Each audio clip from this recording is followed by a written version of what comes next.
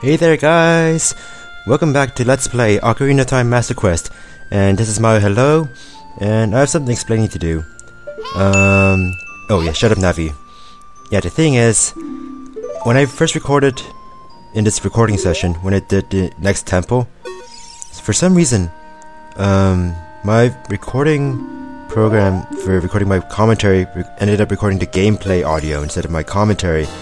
So I didn't have any of my commentary recorded. So I'm post-commentating here. So right here, I decided to sell, my blue fire that I didn't end up using to that one beggar who, come to think of it, if he or she is a beggar, then he or she has a lot of money. Like, the beggar gives money to you. But yeah, I also bought a green potion just because, I thought I would need it. So, the reason why I sold the blue fire was because I needed money. Not only to fish again because I failed last time, but also to, buy some green potion because I only had like 20 rupees. But yes, I lost my, I didn't have my commentary recorded. Like, this is as bad as, like, back in Crash Bandicoot 2, but it's okay. It's alright. It's alright. It's all good, man. But yeah. So, that's probably the only time ever that I'll probably use the Serenade of Water because even though I really love the warp song, I really love it, and I really love how it sounds, it's not that useful because, honestly, besides going to the water temple, there's not really much to do here, or it doesn't really provide a good shortcut. Like, near the forest, it takes you to the Lost Woods area, which you can use to, like, explore Kokiri Forest, the Lost Woods. You can use the warps from the Lost Woods to go to Goron City or Zora's Domain. Let's see, Bolero Fire, you can use it to, have some sort of access to the Gorons, Death Mountain, Kakariko Village, although I guess the Prelude of Light is also probably more useful since you have the opponent as well, so yeah, here I am, trying to fish again, because I failed so much last time. Like, I failed so much, I had to leave, so that I have to, pay again. And so, after much frustration and time wasting, and leaving, I had to leave the fishing pond multiple times because the big fish, this fish, no, not this fish. So something weird happened. Like, as soon as I lost a fish, another fish hooked on. But because of the suddenness of the event, I didn't press A and down, which is what you're supposed to do when you catch a fish. Like when a fish catches onto your lure, you're supposed to press A and down, otherwise he laughs at you. But yeah, this is the big lunker. The big nugget that I wanted to catch, and let me tell you, this takes way too long in normal motion.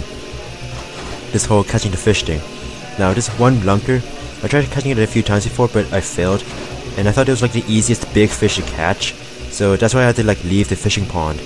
Now, as you can see, this is sped up at 3 times, its normal speed, and it's taking this long.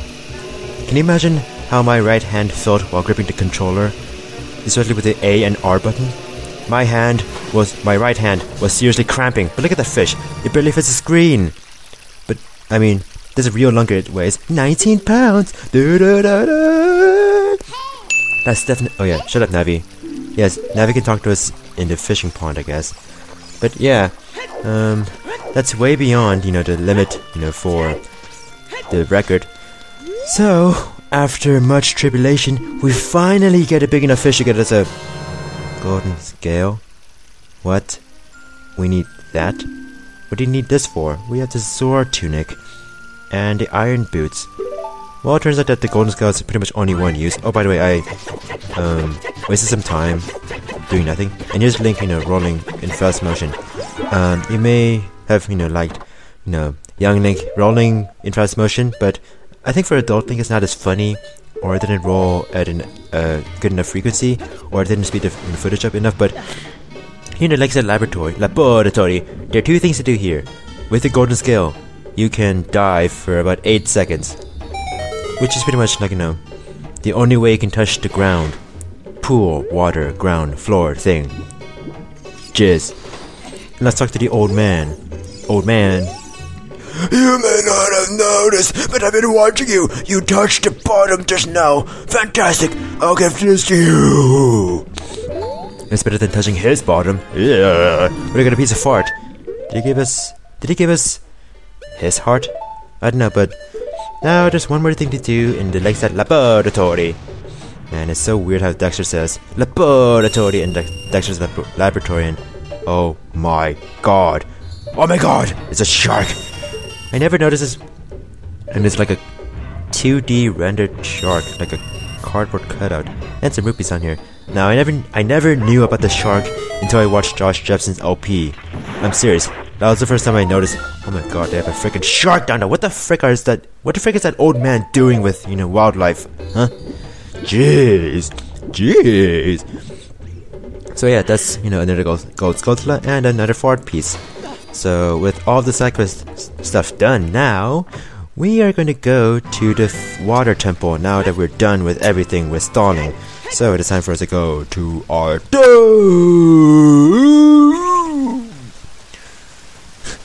Okay. It's kind of weird because I'm recording this as I'm watching the footage, but it's a little feature of video pad. I won't talk too much about it, but yeah. Let's see. Now the only way to get into the water temple is to miss. Now use your hook shot on the crystal switch, and you notice that the hook shot is the only item you can use underwater. Yeah, you have to get used to that. And it goes like oomph. Now, in my original recording session, there are some things I talked about. I mean, one thing why I'm not so bummed about losing my commentary was, well, even though I said I had a good commentary recording session, I had good commentary. Fact of the matter is, most of my commentary was not related to the game.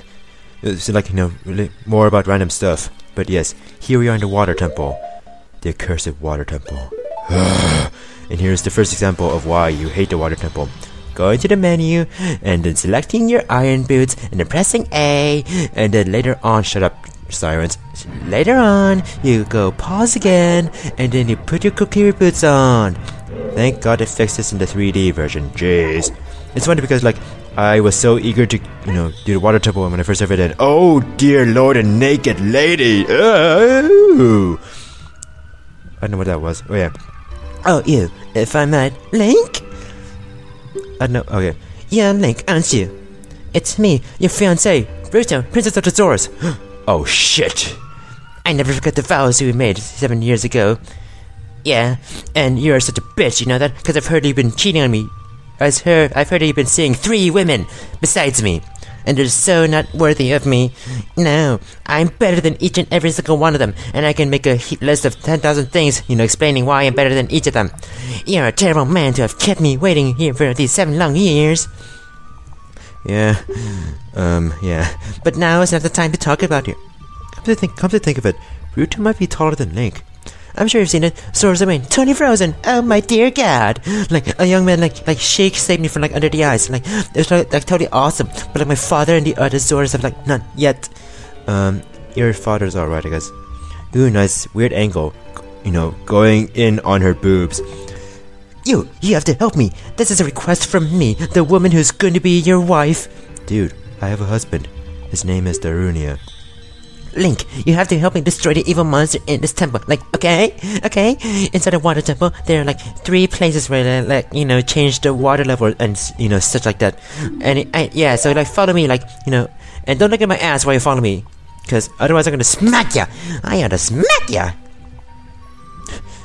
Okay, Ruto, I'm looking at your. Oh, okay. What did you say to do? Oh, yeah, sure. Look at your ass. Why not? So this is probably now we're gonna go up. By de-equipping our iron boots. Speaking of boots, I can't believe they're making a movie that's based off of Puss in Boots. I mean, the Shrek series, for me, it kind of lost its touch with the second movie. Already at the second movie I could tell Shrek is losing its touch. But yes, now go closer, Link. This is one of the 3... And I failed playing this Zelda's Lullaby again! Jeez, it's a recurring thing in this LP. But yes, play Zelda's Lullaby in front of these Triforce thingies, and the water level will fall or rise accordingly. But yeah, I really thought that the Shrek series kind of went downhill at the second movie. Although, this is actually something I talked about in my commentary, but in the previous recording session that I lost. But okay, there are torches here that you can own. Oh, okay, no, never mind. I was actually using Furrow's Wind here because I, decided to be smart to set up a warp point, next to an important point of the temple. Anyway, there are these torches, in the room where you can't do anything with them except light them with Din's fire.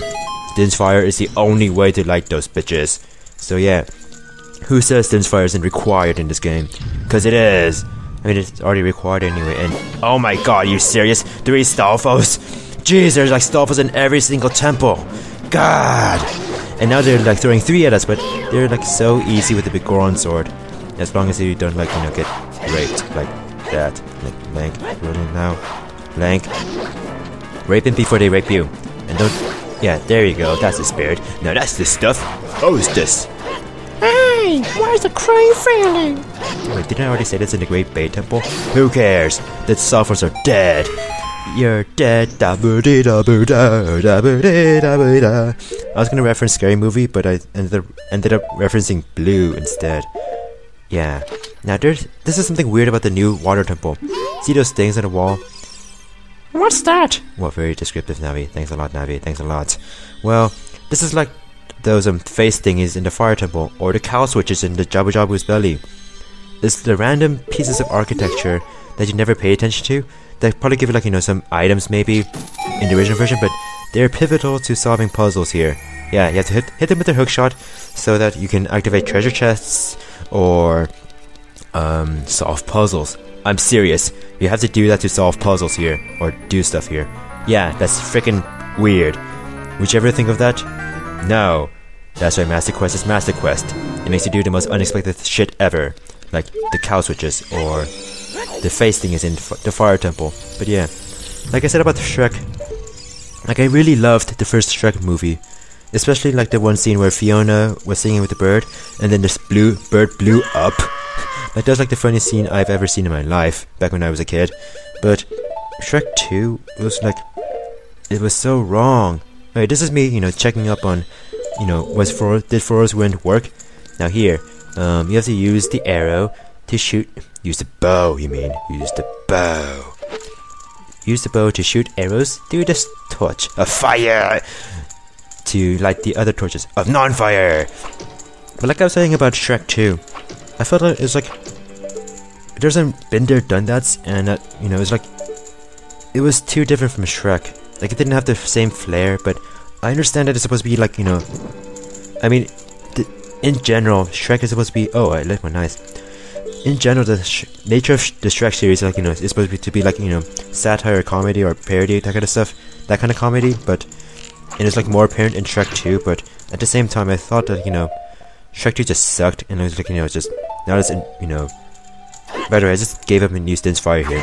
I mean, it had good humor and scenes, like that one food scene, but like that. But like for example, like the ending sequence where they, oh my god, one spike, that is so freaking threatening. Oh my god, like I cannot defeat this one freaking spike. Like oh my god, it's so frightening. I'm gonna kill it. But anyway, like like how? Oh yeah, Lizzophos, right? I almost forgot about those. Oh, here's another one too. They die easily. How sad. But killing enemies actually makes this treasure chest appear. As you may notice, this is another big treasure chest.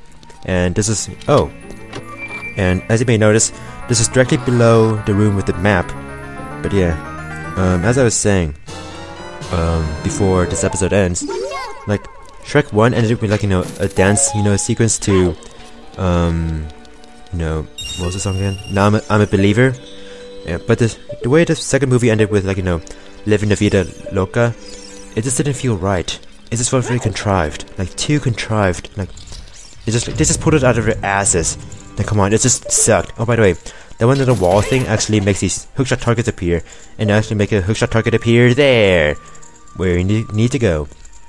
Now, one thing I liked about Shrek 2 was this one little detail that I noticed later on. Basically in the scene where the big gingerbread man attacks the city. Oh, nice!